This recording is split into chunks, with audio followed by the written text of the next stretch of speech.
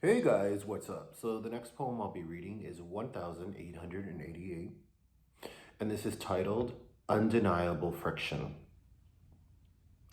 This is more of a short story about two guys that have been friends forever, hiding a secret from one another. One has something to tell the other. He's thinking that he's gonna finally tell him. He's gonna pop the question to his steady boyfriend.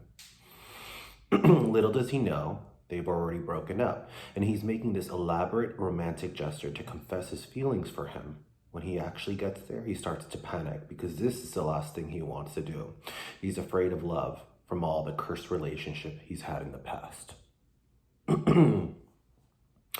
Undeniable friction. You told me you had something important to say. I assumed you were going to tell me that the boyfriend proposed. I had to practice my nice speech in the mirror a few times, even though I've always felt like he was so wrong for you in so many ways.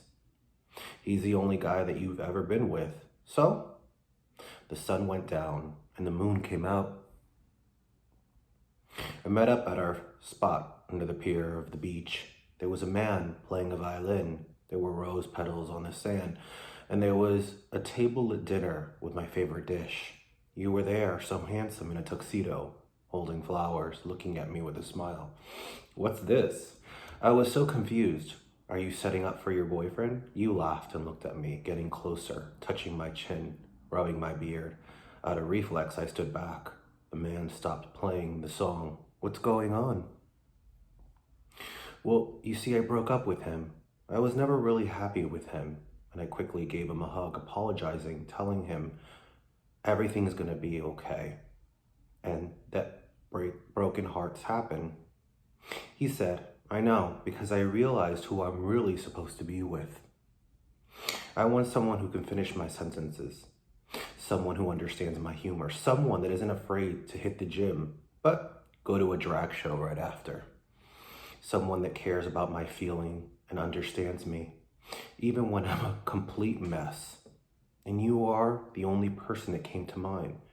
And he said those three words, I love you. They echoed in my mind, and my heart started to race. I stuttered over what I thought I was gonna say. The anxiety started to form, and the only thing I could think about was running. So I turned around and picked up my feet, and so did he. Did the same, telling me to stop, but I just picked up the speed even faster, hoping that he would just tire and give up. But eventually, we both stopped, and I had to face the reality of what I was trying to deny for so long as well. I don't want this with you. All I've ever had were horrible relationships. Loving me or cursed, and I don't want to share that with you. Let's just leave it as is. So, you don't feel the same way that I do. I took a deep breath and looked at the moon, and he asked again. I couldn't answer the question because I didn't know. And that's what I said. He smiled and grabbed my hand and asked me to dance.